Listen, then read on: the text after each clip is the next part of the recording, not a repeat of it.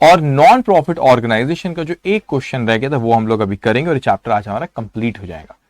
अब ये question number 32 दिख रहा लेंदी है लेकिन डिफिकल्ट नहीं है।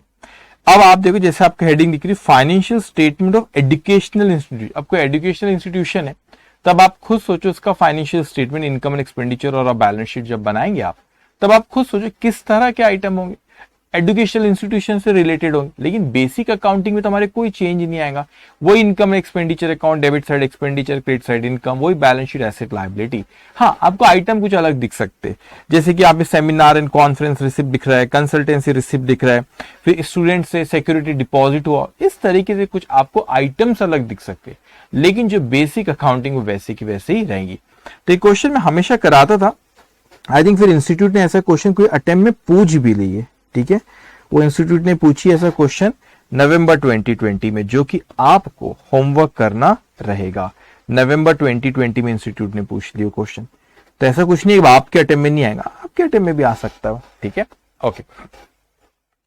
तो question number 32, from the following balances and particulars of Republic College prepare income and expenditure account for the year ended 31st March 2020 and balance sheet as on that date। तो हमको sorry income and expenditure account और balance sheet बनाना है हमको। Seminars and conference receipt 4,80,000, consultancy receipt 1,28,000, security deposit student 1,50,000, capital fund 16,06,000, research fund 8 lakh, building fund 25 lakh, provident fund 5,10,000, tuition fees receipt 8 lakh, government grant 5 lakh, donation 50,000, interest and dividend on investment 1,85,000, hostel room rent 1,75,000, mess receipt 2 lakh, college stores sales 7,50,000, outstanding expenses 2,25,000, stores of stock of stores and supplies 3 lakh। अब एक store से related just 1 minute, okay okay. उसके बाद stock of stores and supplies, purchase stores and supplies, salaries teaching 8,50,000। ये क्यों highlight किया, मैं 2 minute में बात करूंगा, don't worry. Salaries teaching 8,50,000, research 1,20,000, scholarship, अच्छा स्कॉलरशिप यहाँ पर एक्चुअल में ना ये सैलरी ऐसे है, टीचिंग डिपार्टमेंट की सैलरी इतनी 8,50,000, रिसर्च डिपार्टमेंट की 1,20,000, ठीक है। Scholarship 80,000, student welfare expense 38,000। Then repairs and मेंट, ये डेबिट कहने की मुझे जरूरत नहीं, ये वाला कॉलम आपका ये डेबिट है और ये कॉलम क्रेडिट है, ट्रायल बैलेंस है, ओके। उसके बाद repairs and maintenance 1,12,000, general and sports expenses 50, miscellaneous expense 65,000, research fund investment 8 lakh, other investment 18,50,000, provident fund investment 5,10,000, seminar and conference expense 4,50,000, consultancy expense 28,000, land 1 lakh, building 16 lakh, plant and machinery 8,50,000, furniture and fitting 6 lakhs, motor vehicle 1,80,000, provision for depreciation. अब provision for depreciation या building है आपका 4,80,000, फिर plant and equipment 5,10,000 and then furniture and fixtures आपका 3,36,000, cash at bank 6,42,000, library 3,60,000। So कहने की जरूरत नहीं, लेकिन यू नो इट कि ये डेबिट बैलेंसेस है, ये क्रेडिट बैलेंसेस है, ओके। ये डेबिट बैलेंस, ये क्रेडिट बैलेंस, ओके। अब वो कहता है कि material and supplies consume for teaching department 50,000, research department 1,50,000, student welfare store 75,000, games और स्पोर्ट्स 25,000। अच्छा, मैं इतने मटेरियल आपके कंज्यूम है, ठीक है। Tuition fees receivable from government for backward class cost 80,000, store selling price, अच्छा store selling price are fixed to give a net profit of 10% on selling price, okay, no problem।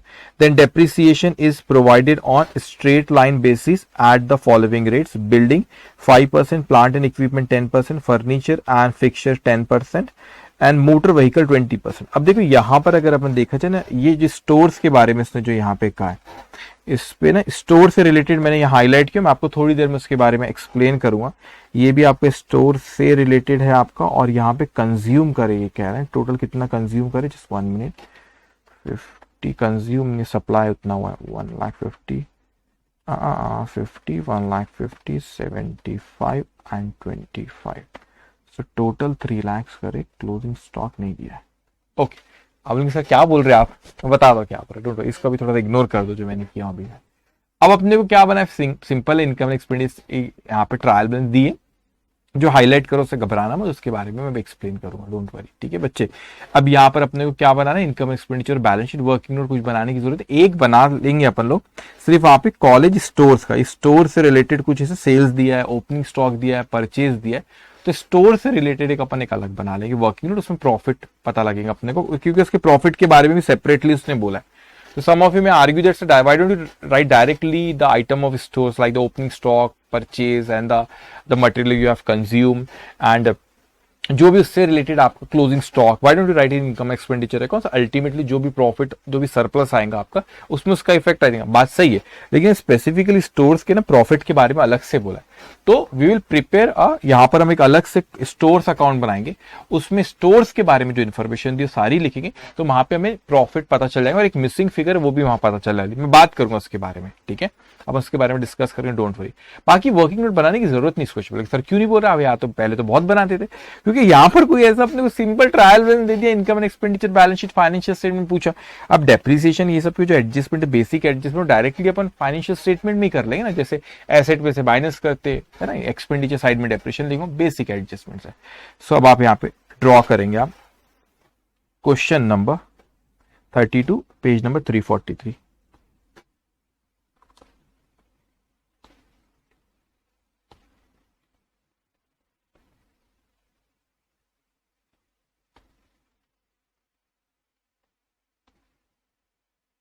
Okay, so आप यहां लिखेंगे income and expenditure account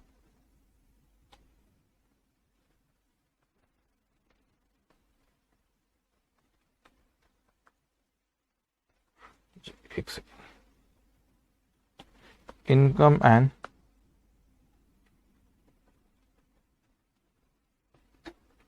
expenditure account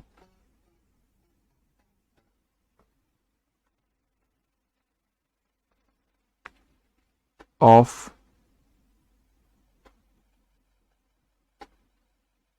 Republic college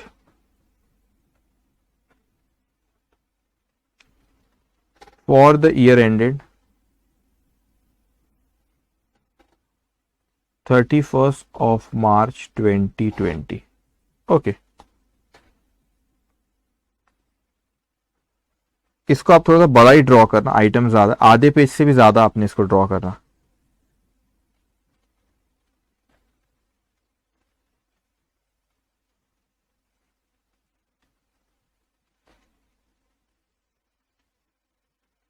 expenditure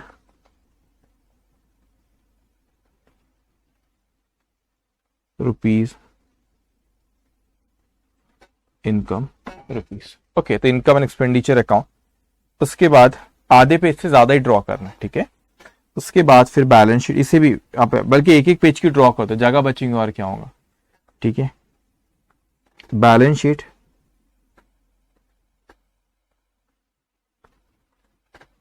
as on balance sheet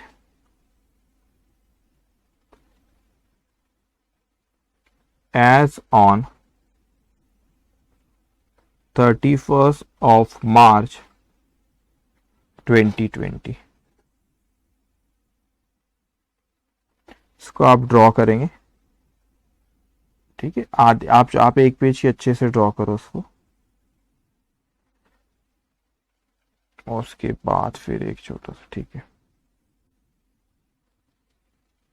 space तो काफी है।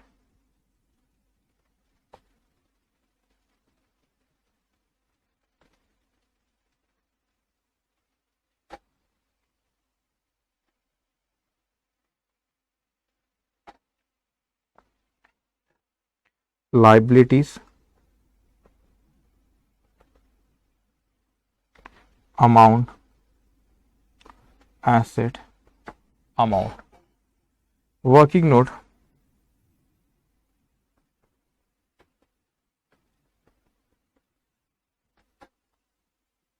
Number 1, college stores,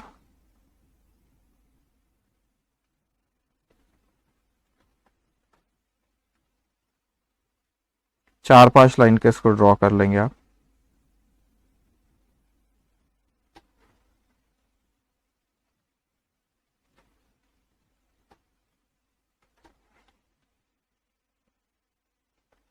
okay, लिखे आपने इतना। Okay, बहुत सिंपल है, कुछ आउटस्टैंडिंग आउटस्टैंडिंग कुछ नहीं दिया, बहुत सिंपल है, बस आइटम ज्यादा उसमें और कुछ नहीं। अब देखो सबसे पहले बेटा आपके सेमिनार एंड कॉन्फ्रेंस रिसिप्ट कितने का, आपका 4,80,000। अब ध्यान रखना बेटे कि क्या हुआ यहाँ पे कि सेमिनार एंड कॉन्फ्रेंस रिसिप्ट की अगर आप यहाँ पर बात करें, लेकिन यहाँ पर जस्ट में यहाँ पर आपका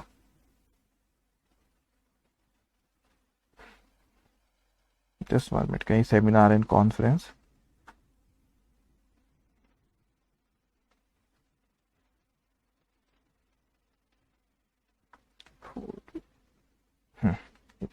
ठीक है। अभी थोड़ा सा ध्यान रखना पड़ेगा बेटा, सेमिनार एंड कॉन्फ्रेंस एक्सपेंसेस थे यहाँ पे, रीड। अब यहाँ पर अगर आप देखोगे तो बेटा यहाँ पे कलर कोई और यूज कर लेता हूं मैं, सेमिनार यहाँ पे कॉन्फ्रेंस यहाँ पर आपके एक्सपेंसेस है, ठीक है। सेमिनार जैसे कंसल्टेंसी का भी ध्यान रखना है आपको, ये सेमिनार एंड कॉन्फ्रेंस एक्सपेंस 4,50,000, यहाँ पे सेमिनार एंड कॉन्फ्रेंस रिसिप्ट है। अब वैसे ही आप यहाँ पर देख रहे हो बेटा, यहाँ पर आपका है कंसल्टेंसी रिसिप्ट है आपकी 1,28,000 की, यहाँ पे कंसल्टेंसी से रिलेटेड एक्सपेंसेस है 28 की।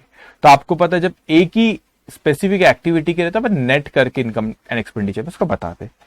अब आप इसको लिखेंगे यहाँ पे 1 by 1, seminar and conference receipt, ये आपकी इनकम। तो इनकम साइड में लिखो आप by seminar and conference receipt, कितनी है उसकी 4,50,000, 4,50,000, 4,50,000, ठीक है। अब वहां पर आपकी कंसल्टेंसी रिसिप्ट कितनी है आपकी 1,28,000। अब इसमें स्पेस इसलिए रखना क्योंकि अपने को एक्सपेंस यहाँ पे माइनस करना है, तो यहां पर आप लिखेंगे एक लाइन का स्पेस रखना, फिर लिखना आपने by consultancy receipt, how much 1,28,000, 1,28,000। उसके बाद आपका सिक्योरिटी डिपॉजिट स्टूडेंट। अब आप खुद सोचो कि सिक्योरिटी डिपॉजिट स्टूडेंट क्या होता है, क्योंकि कॉलेज में जब आप जाते हो तो आपको सिक्योरिटी डिपॉजिट लेते हैं ना, कॉलेज के पॉइंट ऑफ व्यू से आप सोचो। तो आपको कॉलेज में कॉलेज है कि सिक्योरिटी डिपॉजिट लेते, फिर अपन आखिरी दिनों पंखे वंखे टेढ़े कर देते है ना, तो इसलिए सिक्योरिटी पैसा स्टूडेंट से रखते हैं, ऐसी कोई हरकत करे तो उनसे काट सके। तो ये कॉलेज के लिए क्या बेटे लाइबिलिटी होती है, लाइबिलिटी है ना, क्योंकि वो वापस करना है। सिक्योरिटी डिपॉजिट है तो डिपॉजिट उन्होंने लिए तो अपने को वापस करना है, लाइबिलिटी है। तो क्रेडिट बैलेंस से सब है, तो आप बैलेंस शीट में लिखेंगे, थोड़ा सा स्पेस रखना ऊपर और फिर वहां पे लिखना सिक्योरिटी डिपॉजिट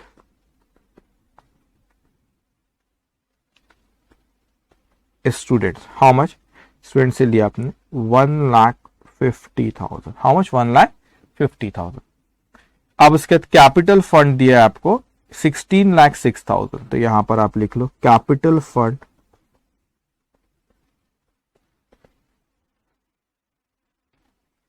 ओपनिंग 16,06,000, ओके। अब उसके रिसर्च फंड है 8 लाख, तो यहाँ पे स्पेस रखना आपने, सरप्लस ये सब आएगा। फिर उसके बाद यहाँ पे research fund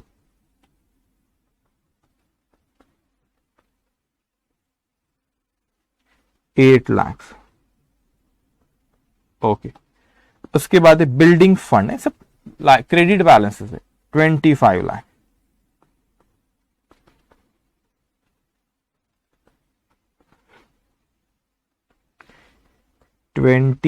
lakh, okay.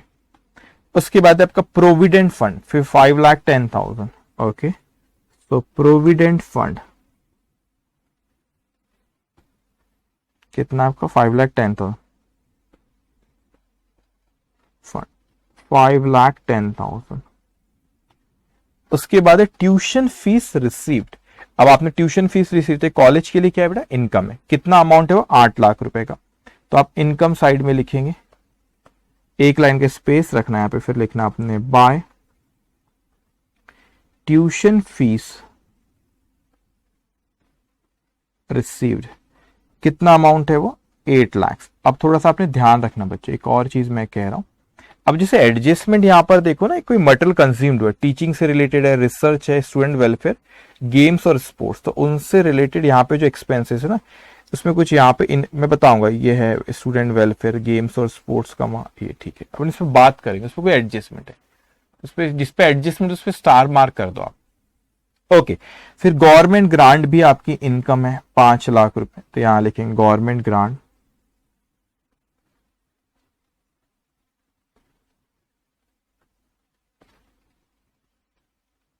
5 lakh रुपए। उसके बाद डोनेशन 50,000 रुपए,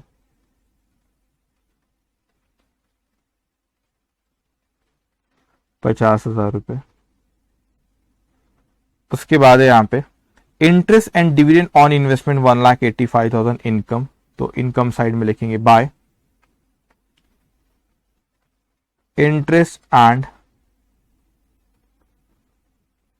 डिविडेंड्स 1,85,000। उसके बाद यहाँ पे hostel room rent 1,75,000 income by hostel room rent 1,75,000, लिखे आपने 1,75,000, इजी। उसके बाद आपका कॉलेज मेस में आपको इसकी रिसिप्ट है 2 लाख, तो यहाँ पे नेट इसलिए कुछ एक्सपेंसेस उसमें से माइनस करके उसने बताया, ठीक है। मैं हॉस्टल नेट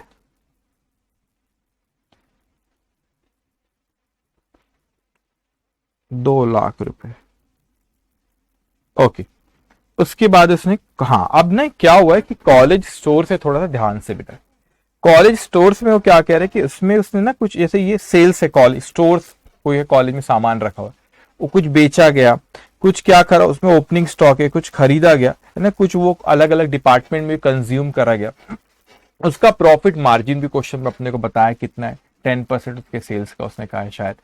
तो इसीलिए हम उसके एक अलग से अकाउंट बनाएंगे, कॉलेज स्टोर्स अकाउंट, उसमें सारे आइटम लिखेंगे। उसका जो प्रॉफिट और लॉस है, डोंट वरी, वो इनकम एंड एक्सपेंडिचर में ही आएगा, ठीक है। तो आपने हमने वर्किंग नोट नंबर 1 में जाएंगे 7,50,000, 7,50,000। Write down in working note number 1 आपको सेल्स है, तो यहां पे लिखेंगे बाय सेल्स 7,50,000। उसके बाद है यहां पे आउटस्टैंडिंग एक्सपेंस 2,25,000 लाइबिलिटी, तो लाइबिलिटी साइड में आप लिखेंगे इसको आउटस्टैंडिंग एक्सपेंसेस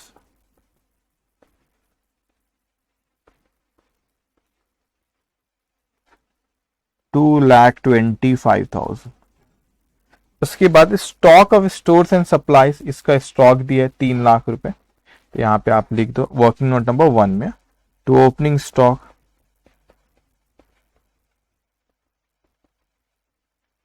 3 लाख। उसके बाद है purchase of stock and stores 8 lakh to purchase like trading account, it is 8 lakh, okay.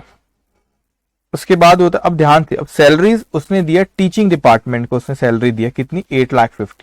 तो एक्सपेंस इनर कॉलम में इसलिए लिखना है क्योंकि यहाँ पे कुछ पे एडजस्टमेंट्स है, यहाँ पे teaching, research, student welfare, games और स्पोर्ट्स, ठीक है। तो ये आपका टीचिंग 8,50,000, तो आप इनकम एंड एक्सपेंडिचर में लिखो यहाँ पे टीचिंग में पहला सैलरीज है टीचिंग टीचर्स की, ठीक है। तो 2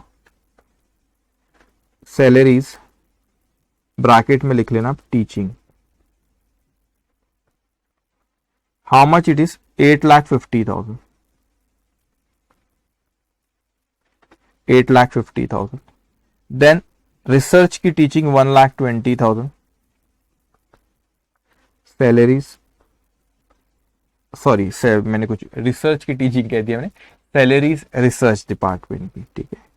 इनर कॉलम में लिखना, उसमें एडजस्टमेंट में 1,20,000। ओके, उसके बाद scholarship, how much it is 80,000। अब स्कॉलरशिप में भी एडजस्टमेंट है। यहाँ पर अगर आप देखोगे ना, tuition fees receive from government for backward class scholars, ठीक है, तो यहाँ पर बेटे इस पे भी एडजस्टमेंट है, इस पे भी स्टार मार्क 80,000, तो इसको भी इनर कॉलम में लिखना। To scholarship 80,000।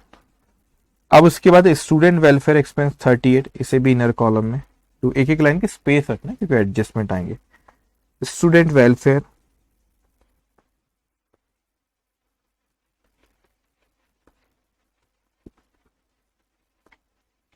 38,000। उसके बाद है यहाँ पे फिर रिपेयर्स एंड मेंटेनेंस 1,12,000, इस पे कोई एडजस्टमेंट नहीं, तो आप इसको आउटर कॉलम पे डायरेक्ट लिख सकते। रिपेयर्स एंड कितना अमाउंट है 1,12,000, 1,12,000।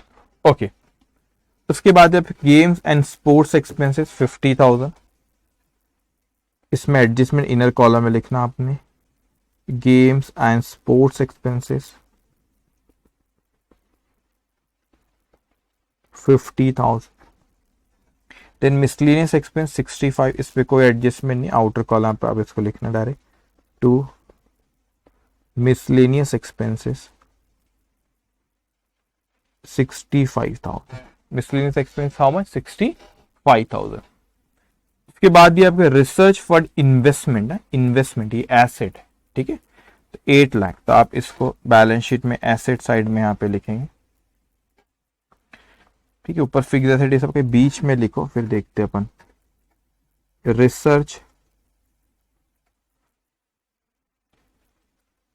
ठीक है, रिसर्च फंड इन्वेस्टमेंट 8 लाख। उसके बाद है फिर अदर इन्वेस्टमेंट 18,50,000 एसेट है। Other investment 18,50,000, other investment is how much 18,50,000। Then provident fund investment, okay 5,10,000, ये भी इन्वेस्टमेंट है। वो होता है ना, वो स्पेसिफिक फंड जो आता है, जैसे रिसर्च फंड आया बेटा, बिल्डिंग फंड, प्रोविडेंट फंड, तो अपने पास मैंने आपको पढ़ाया था स्पेसिफिक में कि आप उसको इन्वेस्ट भी कर देते, जो पैसा आपने उसको अभी जरूरत नहीं होती तो कुछ इन्वेस्ट कर देते अपन, ठीक है। एनीवेज प्रोविडेंट फंड इन्वेस्टमेंट, तो उसको नाम इस तरह दिया कि पता रहे भी कि ये प्रोविडेंट फंड का पैसा था, उसको अपन ने इन्वेस्ट कर दिया, टाइमिंग अपने को पैसे की जरूरत नहीं था। Provident fund investment 5,10,000, 5,10,000। अब देखो यहां समझ जाएंगे, रिसर्च फंड ये 8 लाख है, तो 8 लाख कर दिए है ना, आया तो अपन उसको इन्वेस्ट करके रखे भाई। 5,10,000 है तो 5,10,000 कर दिए, ओके। अब उसके देखो सेमिनार एंड कॉन्फ्रेंस एक्सपेंसेस है, तो इनकम एंड एक्सपेंडिचर में देखो वैसे रिसिप्ट भी है 4,80,000 की, एक्सपेंस कितना 4,50,000 का, तो यहां पे less seminar expenses and conference expenses 4,00,000, मैंने 4,50,000 लिखा था यहाँ पे, बाय मिस्टेक लिखा, सॉरी, दिस इज 4,80,000। अच्छा इधर का 4,50,000 लिख दिया, 4,80,000 है, 80 कर लेना उसको बेटा, तो इसमें से आप 4,50,000 को माइनस कर दो, तो ये आउटर कॉलम पे चला जाएगा 30,000, ओके 30,000। उसके बाद है फिर आपका कंसल्टेंसी 1,28,000 था, ये 28 कंसल्टेंसी एक्सपेंसेस, तो लेस कंसल्टेंसी एक्सपेंसेस 28,000, तो ये 1 लाख, ओके 1 लाख रुपीज। उसके बाद यहाँ पे लैंड आपका 1 लाख, तो लैंड, इसमें कोई डेप्रिसिएशन नहीं है, इसको आउटर कॉलम पे लिख लो। यहां पर आप डेप्रिसिएशन में बिल्डिंग पे बोला है, plant and machinery, furniture, motor vehicle, ठीक है। बिल्डिंग है आपका 16 लाख, तो यहां पे आप लिखो बिल्डिंग 16 लाख एक लाइन का स्पेस रखना। फर्नीचर नहीं, प्लांट एंड मशीनरी है फिर बहुत से, ठीक है, प्लांट एंड मशीनरी है आपका बिल्डिंग 8,50,000। तो प्लांट एंड मशीनरी 8,50,000। उसके बाद है फर्नीचर 6 लाख।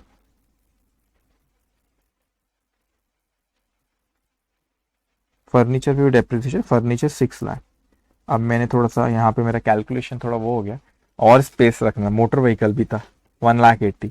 आपके पास स्पेस होगा ना बेटे तो यहीं पे आप लिख लेगा। अभी स्पेस नहीं तो मैं नीचे लिख रहा हूँ, लेकिन वो फिक्स रेट पूरा ऊपर ही आना चाहिए। स्पेस नहीं, अब मेरे को लगा आ जाएगा, नहीं आया तो मैं नीचे लिख ले रहा हूँ, ठीक है। कितना है वो आपका, मोटर व्हीकल 1,80,000, हाँ लिख लेता हूँ मैं नीचे, ठीक है। Motor vehicle 1,80,000। अब देखो ये प्रोविजन फॉर डेप्रिसिएशन दिया हुआ है आपको, ये क्या दिया, प्रोविजन फॉर डेप्रिसिएशन दिया आपको।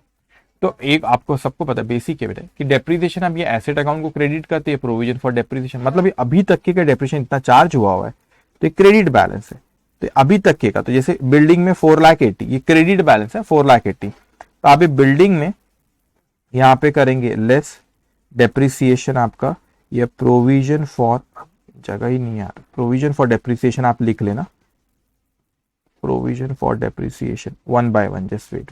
4,80,000 फॉर बिल्डिंग, तो 4,80,000 तो अभी ऐसे लिख लो, अभी इसमें और आएगा, जगह की कमी है, माफी चाहता हूँ, 4,80,000 वैसे लिख लो। प्लांट एंड मशीनरी पे अभी तक डेप्रिसिएशन लगा 5,10,000, तो प्लांट एंड मशीनरी ब्रैकेट पे लिखो यहाँ पे 5,10,000, और फर्नीचर पे लगा 3,36,000, तो फर्नीचर पे यहाँ पे ये प्रोविजन 3,36,000। अब समझना है इसको, ज्यादा टेंशन नहीं लेना इसका। अभी क्या होता है कि 16 लाख से बेटा इस पे अभी तक डेप्रिसिएशन चार्ज हुआ 4,80,000, तो ये नेट करके नहीं दिया क्वेश्चन। अगर वो इस डेप्रिसिएशन को asset account entry, depreciation account debit हुआ है, डेप्रिसिएशन टू एसेट होता है, ये depreciation to provision for depreciation, तो उसने प्रोविजन फॉर डेप्रिसिएशन को क्रेडिट किया उसने। तो अगर वो एसेट को क्रेडिट करता तो नेट इफेक्ट आता 16 लाख माइनस 4,80,000, 16 लाख माइनस 4,80,000 वो आता आपको 11,20,000, तो नेट अभी उतना ही होगा, ठीक है। तो ये आपके क्रेडिट बैलेंस थे। उसके बाद आपका cash at bank 6,42,000, cash at bank, ठीक है, कैश एट बैंक, चलिए कैश एट बैंक 6,42,000। उसके बाद लाइब्रेरी 3,60,000, ठीक है, इसमें कोई एडजस्टमेंट नहीं, 3,60,000। तो सारे हमने ट्रायल बैलेंस के आइटम लिख लिए। अब इसको अच्छे से समझना बेटा, एक एक एडजस्टमेंट है। पहला मटेरियल सप्लाईज कंज्यूम्ड, आपने इतना कंज्यूम कर, अब कंज्यूम करे तो भाई आपने जो इसको, जैसे ये आपने यहाँ पे अकाउंट बनाया ना, यहाँ पे ये स्टोर, अब इसको कंज्यूम करे आपने, तो आप कोई गुड्स को यूज करते, मैं दूसरा एग्जांपल लेता हूँ फिर इस पे आपको कनेक्ट करता हूँ। फॉर एग्जाम्पल कभी आपने कोई गुड्स, नॉर्मल अपन कहते कोई बिजनेसमैन, उसके दुकान का कोई गुड्स जब आपको एडवर्टीजमेंट के लिए देते ना, एडवर्टीजमेंट के लिए, तो आपके एंट्री पास करते advertisement account debit to purchase account. हमारी दुकान थी है, अब हमने बोले एज ए सैंपल अपन बांट देते कुछ, तो अपन एंट्री पास करें advertisement account debit to purchase account, सही है। अब परचेज में से माइनस करो या ट्रेडिंग में क्रेडिट करो, बात एक ही है। उसी तरह यहाँ पे हमने कोई एडवर्टीजमेंट के लिए नहीं बांटे, लेकिन जो हमने स्टोर्स, जो हमने चीज, स्पोर्ट्स मटेरियल, जो भी चीज परचेज किए थे बेटा, उसको हमने कुछ बेच दिए बाहर, और कुछ हमारे कॉलेज ने कंज्यूम करा, यूज करा। इट्स लाइक कुछ कोई मैंने सैंपल बांटा, बाहर वाले को बांट दिया, लेकिन वो भी तो यूज, मतलब मैंने जो परचेज किया तो उसमें से यूज करा। तो ये जो मैंने परचेज किया ये ओपनिंग स्टॉक में तो मैंने यूज किया, लेकिन मैंने स्पेसिफिक डिपार्टमेंट, मैंने टोटल कितना यूज किया, मैंने टोटल देखो, टीचिंग डिपार्टमेंट ने मटेरियल और सप्लाईज को कंज्यूम करे 50,000 का, रिसर्च डिपार्टमेंट ने 1,50,000 रुपए का, स्टूडेंट वेलफेयर डिपार्टमेंट 75,000, गेम्स और स्पोर्ट्स डिपार्टमेंट 25,000 का। तो जो भी मटेरियल हमने खरीदे थे उस मटेरियल को कंज्यूम ये 4 डिपार्टमेंट ने करे, टोटल हुआ 3 लाख रुपए का। तो मैं दो इफेक्ट देंगे, एडजस्टमेंट है तो इतने, तो मैंने मटेरियल कंज्यूम किया, तो मैं यहां पे लिखता हूं बाय, इतने से मेरा गुड्स कम हुआ, परचेज में से माइनस करो या क्रेडिट में लिखो, बात एक ही है। तो मटेरियल जो मैंने कंज्यूम करा वो 3 लाख रुपए का, इतने से मेरा गुड्स कम हुआ, इतने से मेरा स्टोर्स कम हुआ। अब परचेज में से माइनस करो या ट्रेडिंग को क्रेडिट करो, बात एक, ये ट्रेडिंग की तरह ही है अकाउंट, ठीक है। अब ये आपका 3 लाख का आपने कंज्यूम कर ली। अब कहां कंज्यूम करे, सेकेंड इफेक्ट दो। अब एडवर्टीजमेंट रहता तो आप एडवर्टीजमेंट में पीएल में डेबिट करते थे, लेकिन एडवर्टीजमेंट वाला नहीं है यहाँ पे केस, अलग अलग डिपार्टमेंट ने कंज्यूम करे। अब एक्सपेंडिचर में आप देखोगे टीचिंग डिपार्टमेंट ने 50,000 रुपए कंज्यूम करे, तो टीचिंग डिपार्टमेंट के इसमें आप लिखोगे जाके वहां पे एड, इन्होंने जो मटेरियल और सब जो था वो इन्होंने कंज्यूम करे 50,000 रुपए का। तो इनको सैलरी दी अपन ने 8,50,000 की, और उन्हें कोई मटेरियल कंज्यूम करे 50 का, तो टोटल इनका हो गया 9 लाख रुपए। अब यहाँ पे रिसर्च डिपार्टमेंट ने 1,50,000 एड, रिसर्च डिपार्टमेंट ने जो ये मटेरियल 1,50,000, तो टोटल ये आया आपका आउटर कॉलम पे 2,70,000। Then student welfare 75,000। अब स्टूडेंट वेलफेयर में जाना, गड़बड़ नहीं करना, यहां पे इन्होंने मटेरियल यूज करे 75,000 का, सो टोटल 38,000 प्लस 75 यार आपका 1,13,000, 1,13,000।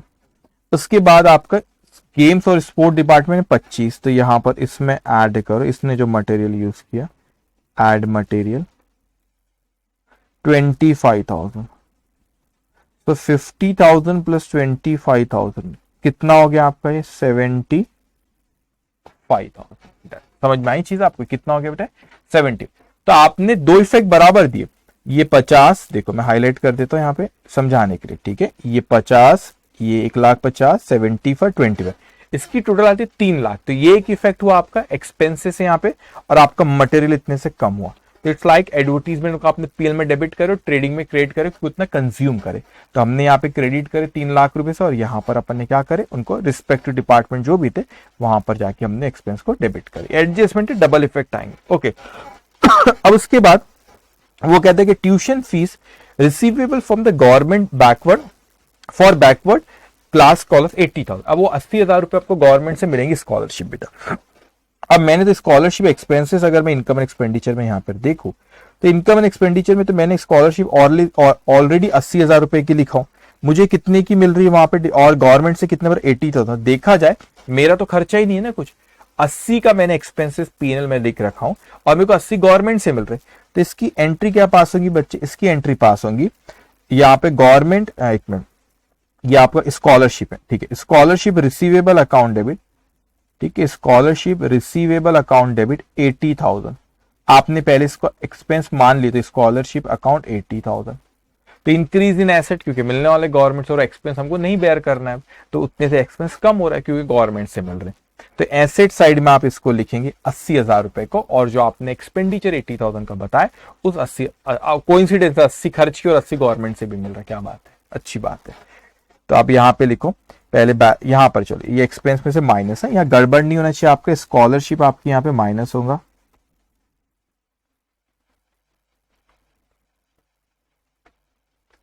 स्कॉलरशिप जो रिसीवेबल है ना, तो ये तो हमारा खर्च ही नहीं ना, ये 80,000 रुपए माइनस करना ध्यान से। तो 80 का एक्सपेंस आपने बताया, लेकिन आउटर कॉलम में 0 हो गया क्योंकि 80 हमको गवर्नमेंट से मिले नहीं, रिसीवेबल, तो एसेट में चले जाएगा। तो वहां पर आप लिखोगे यहां पे बैलेंस शीट में scholarship receivable how much, 80,000, scholarship receivable how much, 80,000, okay. अब थर्ड पॉइंट कहता है कि store selling price are fixed to give a net profit of 10% on selling price. अब ये जो है ना आपको वो कहता है कि आपने जो यहाँ पे सेल्स कर रहे हो स्टोर्स का प्राइस फिक्स है कि 10% आपका net profit, sorry price, net profit 10% sales का। तो यहां पर मैं लिखता हूं नेट प्रॉफिट 7,50,000 का 10% 75,000। अब ध्यान से अच्छे से, जल्दबाजी नहीं। अब जनरली आप इसको ट्रेडिंग अकाउंट से कनेक्ट करो, जब आप ट्रेडिंग अकाउंट बनाते हो ऑब्वियसली ग्रॉस प्रॉफिट फिगर आती है, मतलब आपकी वो बैलेंसिंग फिगर आती है। लेकिन यहां पर उसने क्या किया, प्रॉफिट आपको उसने बता दिया, तो बैलेंसिंग फिगर कोई और आएंगी। बैलेंसिंग फिगर आपको इस क्वेश्चन में क्लोजिंग स्टॉक इसका नहीं दिया हुआ स्टोर्स का, तो क्लोजिंग स्टॉक की फिगर जो रहेंगी ये आपकी बैलेंसिंग फिगर आ जाएंगी। तो पहले प्रॉफिट किससे रिलेटेड बात कर लेते हैं अपन। तो प्रॉफिट 75,000 आया, यहाँ पे उसने क्वेश्चन में दे रखा था कि सेल्स का 10% प्रॉफिट रहेगा, तो 75,000 आपका इन पीएनएल में जाएगा। और पीएनएल में आप बताओगे यहाँ पे बाय प्रॉफिट ऑन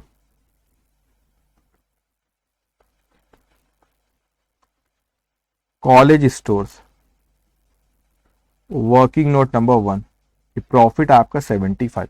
अब आप थोड़ा सा इमेजिन करो, थोड़ा सोचो ये सब चीजों को। अगर मैं यहां पे अगर बच्चों में वो स्टोर्स अकाउंट नहीं बनाता और स्टोर्स अकाउंट में यहीं पे ओपनिंग स्टॉक लिखता, यहीं ओपनिंग स्टॉक, परचेज, है ना, सेल्स, तो क्लोजिंग स्टॉक मेरे को नहीं पता चलता, क्योंकि वहां बैलेंसिंग फिगर मेरे को दी हुई, बैलेंसिंग फिगर मैंने निकाला। अगर क्लोजिंग स्टॉक दे भी देता तो भी मैं लिख भी लेता ना क्लोजिंग स्टॉक, तो भी मेरे को ये नहीं, यहाँ पे सरप्लस तो आता, मगर ये 75 तो उसमें मर्ज होकर आता, मेरे को ये नहीं पता चलता वो स्टोर से मेरा कितना प्रॉफिट हुआ, वो स्टोर्स डिपार्टमेंट से कितना प्रॉफिट हुआ, वो नहीं पता चलता था मेरे को, है ना। और क्लोजिंग स्टॉक अगर दे भी देता, अभी तो क्लोजिंग स्टॉक दिया नहीं, अभी तो अकाउंट बनाना ही पड़ता, तभी तो आप वहां पे क्लोजिंग स्टॉक की बैलेंसिंग फिगर आप फाइंड आउट कर पाए। ओके, तो अब आप यहाँ पे जाओ वर्किंग नोट नंबर 1 में, टोटल करो डेबिट साइड की, 3 लाख प्लस 8 लाख प्लस 75,000, वो आपको 11,75,000, 11,75,000 माइनस 7,50,000 माइनस 3 लाख, यह आया आपका 1,25,000, ये क्लोजिंग स्टॉक। अब क्लोजिंग स्टॉक आप कहां लिखते, दो जगह, ट्रेडिंग अकाउंट के क्रेडिट साइड में। आप बोलेंगे सर हाँ जाओ इनकम एक्सपेंडिचर, नहीं बेटा, ऑलरेडी आपने ट्रेडिंग अकाउंट के क्रेडिट में लिख लिया, ये तो बैलेंसिंग फिगर आई ना फिर आपकी, ये आपका ये बैलेंसिंग भले ही आई है 75 जो था वो ऑलरेडी आप इनकम एक्सपेंडिचर में लिख चुके। एसेट साइड में आप क्लोजिंग स्टॉक लिखते हो, तो एसेट साइड में आप लिख लो स्टॉक ऑफ स्टोर्स आपका जो है कितना आया आपका, वो 1,25,000, सो 1,25,000।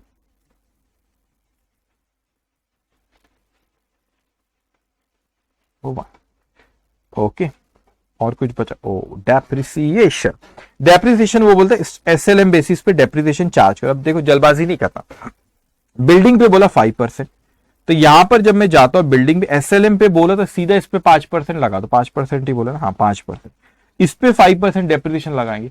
लेकिन अगर वो सपोज एसएलएम के बदले वो क्वेश्चन में डब्ल्यूडीवी वर्ड यूज करता, एसएलएम के बदले में क्या वर्ड यूज करता, अगर वो एसएलएम के बदले में डब्ल्यूडीवी वर्ड अगर वो यूज करता, तो फिर मैं पता है क्या करता था, 16 लाख में 16 लाख माइनस 4,80,000, ये 16 लाख में से 4,80,000 को माइनस करता, और जो डिफरेंस आता उस पर मेरे को डेप्रिसिएशन लगाना पड़ता था।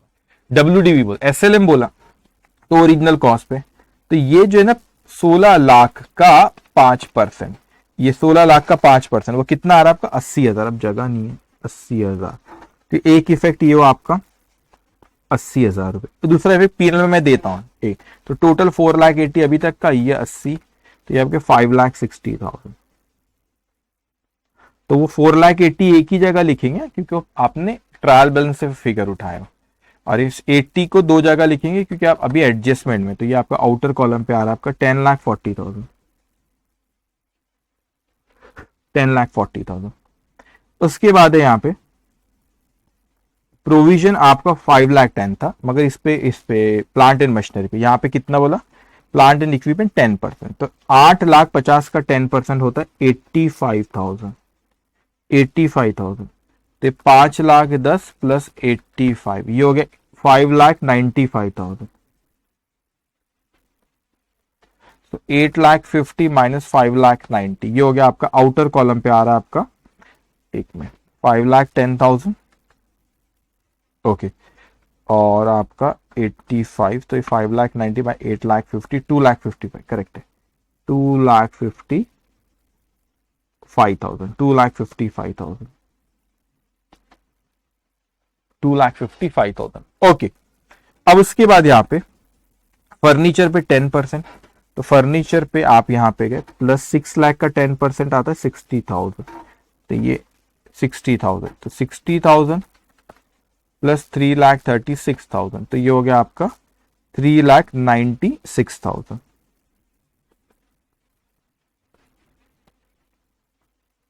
Okay, total accumulated depreciation 6 lakh minus 3,96,000, ये आ गया आपका 2,04,000. ओके. उसके बाद आखिरी मोटर व्हीकल पे 20%. तो मोटर व्हीकल पे पहले तो कभी चार्ज हुआ नहीं, ठीक है, लगा दो 1,80,000 का 20%, वो आया आपका 36,000. ठीक है, 36,000. तो ये डेप्रिसिएशन एट द रेट 20%. तो आउटर कॉस्ट इसको भी अपने को वहां बताना रहेगा. ठीक है, 1,80,000 माइनस 36, या आपका 1,44,000.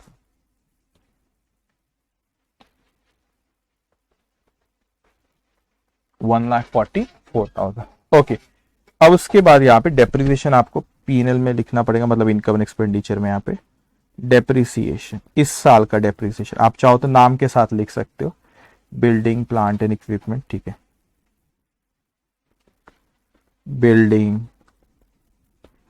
Plant and equipment, furniture, motor vehicle. Okay. कितना है बच्चों? ये आपका इस साल का 80,000, फिर 85, 60, 36, 85,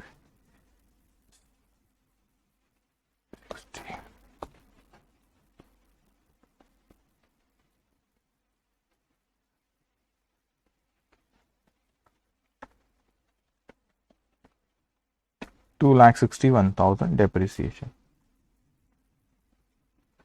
ओके. अब सिंपल है, अब अपने को यहाँ पे सरप्लस निकालना रहेगा. बैलेंस शीट में लिखेंगे टोटल 31 लाख, फिर 8 लाख, 5 लाख, 50, 50, 185, 175, 2,75,000. ये आ रहा है आपका 31 लाख, फिर 8 लाख, फिर 5 लाख, फिर 50,000, 1,85,000, 1,75,000, 2 लाख और 75, 21,15,000 माइनस 9 लाख, 2,70,000, 1,13,000, 1,12,000, 75, 65, 2,61,000. आपका यह आएगा आपका 2,21,15,000 minus 9 lakh, 17, 1,13,000, 1,12,000, 70, total 21,15,000 minus 9,70,000, 1,13,000, 12, 75. Okay, 65, 2,61,000, 3,19,000 surplus. Okay, 3,19,000. अभी 3,19,000 अब कैपिटल फंड में ऐड कर दो surplus. 3,19,000. So 16,06,000 plus 3,19,000, that's come 19,25,000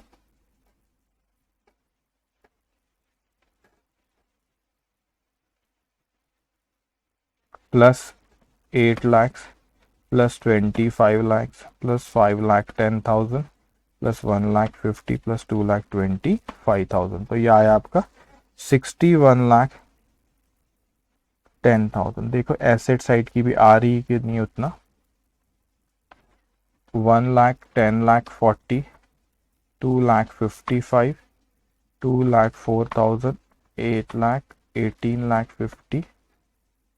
okay, 5,10,000, 3,61,44, 81,25, 642, 61,10,000. Okay, तो क्वेश्चन डिफिकल्ट नहीं है, क्वेश्चन सिंपल है, तो आइटम्स इसमें ज्यादा था। अब जो बच्चे सारे क्वेश्चन आपके होमवर्क और ये सेशन यहाँ पे खत्म कर दो, क्योंकि नया चैप्टर हम लोग कल से शुरू करें। लास्ट चैप्टर हमारा कंपनीज अकाउंट, वो इतना लेंदी नहीं है, इजी है और इतना लेंदी नहीं है। उसके बाद एक थ्योरी से थ्योरेटिकल फ्रेमवर्क थ्योरी का चैप्टर, वो एक ही सेशन में हो जाएगा। ओके, तो अब हमारा कल से हमारा लास्ट चैप्टर कंपनीज अकाउंट हम लोग शुरू करेंगे। सिंपल चैप्टर है वो, इतना लेंदी क्वेश्चन, इतना जैसे पार्टनरशिप भी बहुत बड़ा था, एनपीओ भी थोड़ा सा बड़ा ही है, और अब वो उसके क्वेश्चन जल्दी जल्दी भी होते हैं। तो ये सेशन हम लोग यहाँ पे खत्म करते। Take care, bye bye.